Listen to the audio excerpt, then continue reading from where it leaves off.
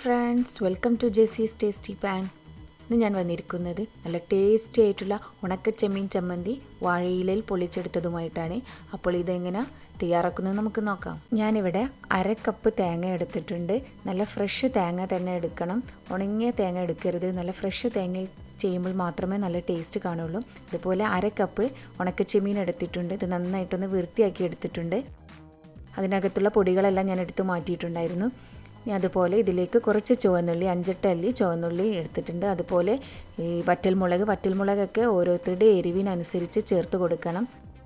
എരിവ് കൂടുതൽ ഉണ്ടാകുമ്പോഴേ ഇത് ടേസ്റ്റ് കാണുള്ളൂ. പിന്നെ കുറച്ച് കറിവേപ്പിലയും എടുത്തിട്ടുണ്ട്. ഇതിലേക്ക് വേണ്ടത് 2 ടേബിൾ സ്പൂൺ വെളിച്ചെണ്ണയാണ്. വെളിച്ചെണ്ണ ചേർക്കുമ്പോഴേ ടേസ്റ്റ് കാണുള്ളൂ. ഇതെല്ലാം നമുക്കൊന്ന് വറുത്തെടുക്കണം. ഉണക്ക ചെമ്മീനും വറ്റൽമുളകും കൂടി ഒരു ഫ്രൈ പാനിലിട്ടിട്ട് നമുക്കൊന്ന് ഡ്രൈ റോസ്റ്റ് ചെയ്തെടുക്കാം. തീ വളരെ കുറച്ച് വെച്ചിട്ട് വേണം ചെയ്യാനായിട്ട്. കരിഞ്ഞു പോകരുത്. കരിഞ്ഞു പോയാൽ ഇതിൻ്റെ ടേസ്റ്റ് മാറിപ്പോവും. അതുകൊണ്ട് വളരെ ചെറിയ തീയിൽ വെച്ചിട്ട് ഇതൊന്ന് നമുക്ക് റോസ്റ്റ് ചെയ്തെടുക്കാം.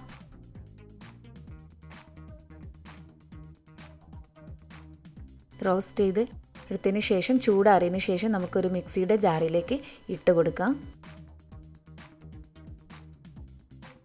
ഇതിലേക്ക് തേങ്ങയും കൂടി ചേർത്ത് കൊടുക്കണം.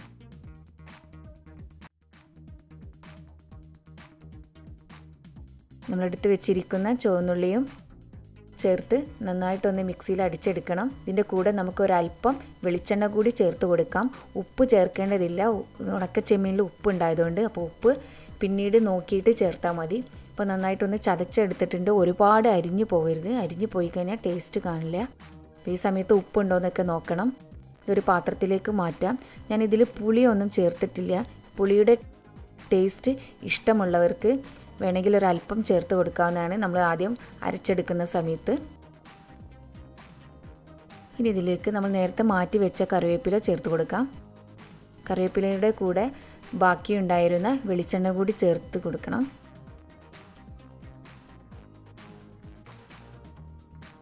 എന്നിട്ട് നന്നായിട്ട് കൈകൊണ്ടൊന്ന് മിക്സ് ചെയ്തെടുക്കണം. കറിവേപ്പിലയുടെ ടേസ്റ്റൊക്കെ നന്നായിട്ട് ഇറങ്ങി വരാൻ വേണ്ടിയിട്ടാണ് കൈകൊണ്ട് തന്നെ മിക്സ് ചെയ്തെടുക്കണം. ഈ സമയത്ത് വേണമെങ്കിൽ ഉപ്പ് കുറവാണെങ്കിൽ നമുക്ക് ഉപ്പ് ചേർത്ത് കൊടുക്കാം. അപ്പം നന്നായിട്ട് ഞാൻ മിക്സ് ചെയ്ത് വെച്ചിട്ടുണ്ട്. ഇനി ഇത് നമുക്കൊരു വാഴയിലയിൽ പൊള്ളിച്ചെടുക്കണം. ഞാനിവിടെ ഒരു വാഴയില ചെറുതായിട്ട് വാട്ടിയെടുത്തിട്ടുണ്ട്. ഇതിൻ്റെ മുകളിലായിട്ട് ഒരു അല്പം വെളിച്ചെണ്ണ കൂടി തേച്ച് കൊടുക്കുന്നുണ്ട്. ഇനി ഇതിലേക്ക് നമ്മൾ നേരത്തെ പൊടിച്ച് വെച്ച ചമ്മന്തി ഇട്ട് കൊടുക്കാം.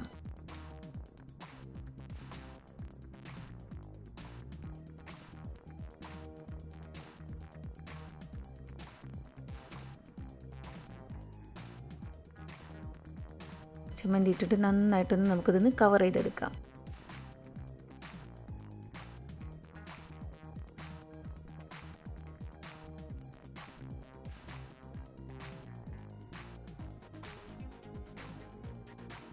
പിന്നെ നന്നായിട്ട് ഞാൻ പൊതിഞ്ഞെടുത്തിട്ടുണ്ട്. 2 ഇല വെച്ചിട്ടാണ് ഞാൻ ഇത് ചെയ്തിരിക്കുന്നത്. ഇനി ഇതൊരു ഫ്രൈ പാനിൽ നമുക്ക് പൊള്ളിച്ചെടുക്കാം. നല്ല ചൂടായ ഫ്രൈ പാനിലേക്ക് ഇത് ഞാൻ വെച്ച് കൊടുക്കുന്നുണ്ട്.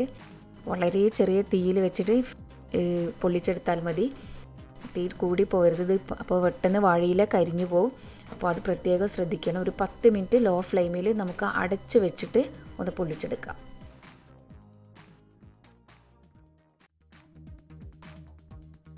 പത്ത് മിനിറ്റ് കഴിഞ്ഞിട്ടുണ്ട്.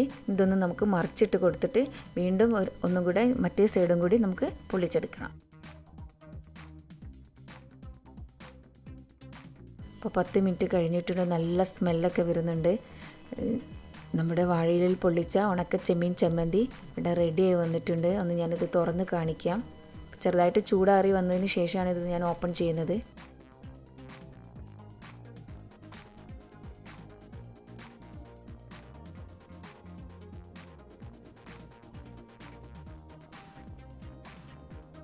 എല്ലാ മണമാണ് വരുന്നത്. നല്ല ടേസ്റ്റാണ് ഇത് കഴിക്കാൻ. അപ്പോൾ നല്ല ടേസ്റ്റി ആയിട്ടുള്ള ഉണക്കച്ചെമ്മീൻ ചമ്മന്തി വാഴയിലയിൽ പൊള്ളിച്ചെടുത്തത് എല്ലാവരും ട്രൈ ചെയ്ത് നോക്കണം. ഇഷ്ടപ്പെട്ടാൽ ലൈക്ക് ചെയ്യാനും കമൻറ്റ് ചെയ്യാനൊന്നും മറന്നു പോകരുത്. അതുപോലെ തന്നെ എൻ്റെ ചാനൽ സബ്സ്ക്രൈബ് ചെയ്യാത്തവരുണ്ടെങ്കിൽ സബ്സ്ക്രൈബ് ചെയ്യാനും മറക്കരുത്.